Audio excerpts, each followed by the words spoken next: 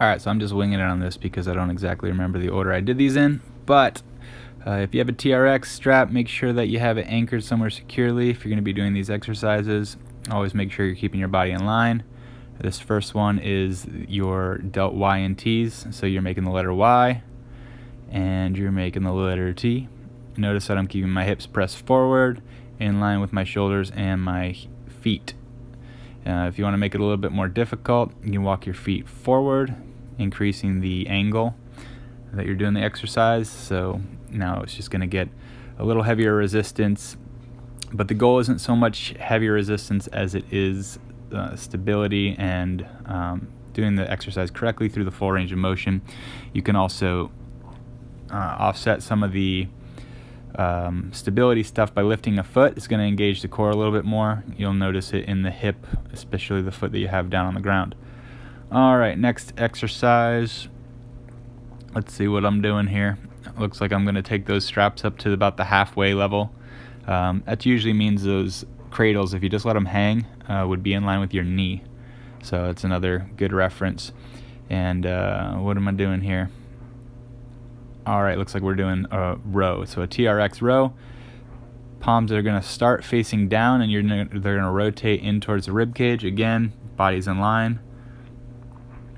And the resistance is going to be changed depending on how steep of an angle your body is at. So if you want to make it harder, you can walk the feet forward, or you can also lift the foot to just engage that stability a little bit more, engage the core rather, and gain a little bit more stability. That's what I was trying to say there. And like I said before, you can always make this harder by moving your feet forward, but full goal is the doing it through the full range of motion properly. I actually like to go nice and slow on the way up, nice and slow on the way down. There's going to be a few examples in this video where you can turn it into a plyometric movement or an explosive movement, but that's not one of them. So for this one, you're going to pass the TRX handle through each other twice. That way it locks in place, and make sure that it's nice and tight. So now we're doing the row, but we're doing a single hand row. So this is, again, going to engage the core a little bit more. Notice my left hand is just kind of ghosting the movement that we just did. And it really requires you to stabilize through the core, keeping your hips in line with your shoulders and your feet. Make sure whatever you do on your right, you're going to do on your left. And just pulling, exhaling on the way up. So we're exhaling, inhaling on the way down.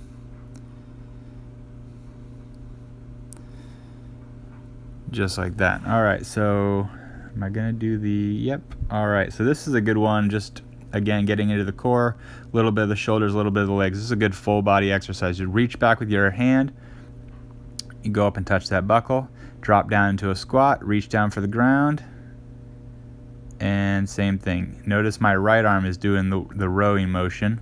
Let's see if I can do this a little deeper. Extend with the right arm, row.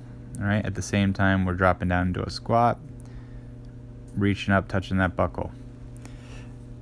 Once you get the movement, it's pretty simple, but this is a great full body movement, but it's really designed to hit in the core, stabilizing through the shoulders, stabilizing through the hips. I'd be amazed if you could do this on one foot, but I haven't tried it. So if you feel free, try it on one foot, send me a video, so I'm not the only one looking silly in a video. Alright, next exercise. Let's see what's going on here. So full extension, it looks like. And I'm going to pass these behind my back. Oh, I know what I'm doing now. Alright, so you actually want these straps going under your armpits, okay, with your palms facing in, but your hands on the outsides of the handles. Alright, and from here you're going to just step back into a lunge and then drive that leg forward, almost like you're pushing off in that running movement. I know this is more of like a sprint start position, but keep your head up, body in line, nice and slow. Get the movement first, really drive back, bring that knee all the way through, and then I'll show you a little plyometric movement, a way to make this a little bit more explosive. You can incorporate this, or you can add it at the end after you've done your set. You can do it like this, where you're kind of jumping forward, And that's actually a little harder than it might look. You really have to stabilize in that working leg. A little coordination in there as well, which on this left leg I'm having a hard time, but that's why we do it, right? We try to improve every day. All right, next exercise. Looks like I'm going to take those straps up again to that halfway point. Not sure what we're doing yet, so bear with me. Evening out the straps, making sure that they're level. We're going to do an alligator. So these are what I call alligators. You're dropping down into a squat, and your palms are going to go away from each other. So you're going to actually turn your hands. No, this is a squat. What am I doing? I thought we already did squats, but I guess not. All right, so alligators are coming up later. So this is just a basic TRX squat. This is just a good mobility movement. I'm also demonstrating how you can turn it into a plyometric exercise, but this is a pretty simple movement.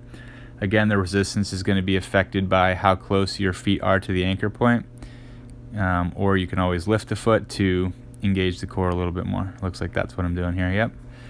And those are single leg squats. It's going to be a little bit more challenging. Work through your range of motion. Not you might not be able to get all the way down into a full pistol position just yet, but that will come the more you do this. And work through your range of motion. You don't necessarily have to do single leg, but it's a good way to start stabilizing through the hip and all that. So, all right. Now, what are we doing? Okay, so we're going to do some groundwork here. You're going to want that handle, as I just demonstrated there, to be in line with the mid calf, or about 6 to 12 inches off the ground. The hardest part of this, I swear, is getting your feet in the cradle. So you're going to get it up around your heel. Make sure your shoes are tied tight. Otherwise, sometimes it'll try to pull your shoe off. But get that strap around the heel, and your foot is actually going to be bracing on that handle. So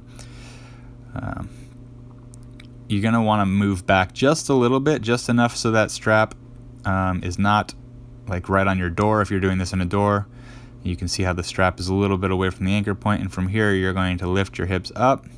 And this is adduction abduction. Just open up the legs as wide as you can through proper range of motion, back together. And this one's a struggle for me, but it definitely will help with the glutes and the hips and all those stabilizing muscles that help us go, whether it's in running or whatnot. So, all right, this one's a little bit more challenging. If you are new to this, you might just want to get into this position and hold, right? Or go down and up. You could treat it kind of like a reverse plank. And this is probably where I should stop, but this is another variation of this movement where you're actually driving your hips back, bringing your head towards your knees. I'm terrible at it, but I'm sure some of you will be able to do some of these pretty easily. And it's a great full body exercise as well, really hitting your core, your hips, your shoulders, your arms, and so forth. So, all right. Now, so this is, I'm just showing like a variation. If you can't do the one on your hands, you can always just do it from here. It's just a glute raise for the most part. You're also getting your hamstrings and your quadriceps in there. All right, now we're going into a hamstring curl, another thing I'm terrible at, but you want to, doesn't look like it, but my hips are off the ground, bringing your knees in as far as you can get them. Really good for the hamstring, so it's a hamstring curl. All right. Again, really hard to get into these things, but once you figure it out, you'll be all right. So you're going to put your feet now the opposite way. We're going to go into kind of like a more traditional plank position, but instead of our feet on the ground, our feet are in the cradles for the TRX. Same height as before, about 12 inches off the ground. Walk your hands out, keep your body in line, and we're going to start just by bringing our knees in to our chest. If you're not comfortable with this, you can just stay in that high plank position. There's nothing wrong with that, but bring the knees in. It's going to be almost like a reverse crunch. You can alternate legs like this just for some variation. hitting the hips, hitting those muscles in a little bit different fashion there. And then the full pike, again, I'm terrible at it, but that is a really good way to get the back and the core and everything engaged. Throwing a push-up if you want to hit the chest. That's about as advanced as I get right there. All right, bringing the straps back up to halfway. Maybe I'm doing the alligators now. Who knows? It's a mystery to me as well. Knee height. That's kind of, I was talking about that earlier. That mid strap should be about knee height. And you're going to bring these guys over the shoulders. You must be doing push-up or chest press, TRX chest press. So you want them to go over your shoulders. This is why you want it to mid-height, because the strap should not be making contact with your arms when you get here or with your shoulders.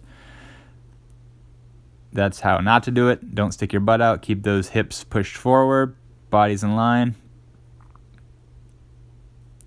Just like that. Again, if you want to make it more difficult, walk those feet closer to the anchor point. Get that steeper angle of attack, if you will. All right. Full extension here. This is going to be the alligator. So you're going to drop down into a squat position, and as you can see, my palms are going to turn away from each other. So that left hand's going to go up, right hand's going to go down, and you're going to rotate with this. This one takes a little coordination. Open and turn. I call them alligators because it kind of reminds me of the University of Florida Gator Chomp, as much as I despise that team. But open the hands, turn. Bring them together and drop that butt down into a squat. Full extension with the arms. Open it up. Really good shoulder work there. Also in your back, rhomboids, traps. All right, taking it up to half height again. Again, should be about level with the knee. Bringing it up over the shoulders. I think we're going to go into tricep extension. Yes, so get those hands out in front of your face, and you're going to bring your hands back, bending the elbows, keeping the body nice and straight. Tricep extension. This is deceivingly difficult, and you can always, make it harder by moving your feet closer to the anchor point or going up on one leg to engage the core. But work within your scope, work within your range of motion and your ability. But that's a good one for the triceps. All you swimmers out there, or just general fitness movement, improve the strength in our triceps.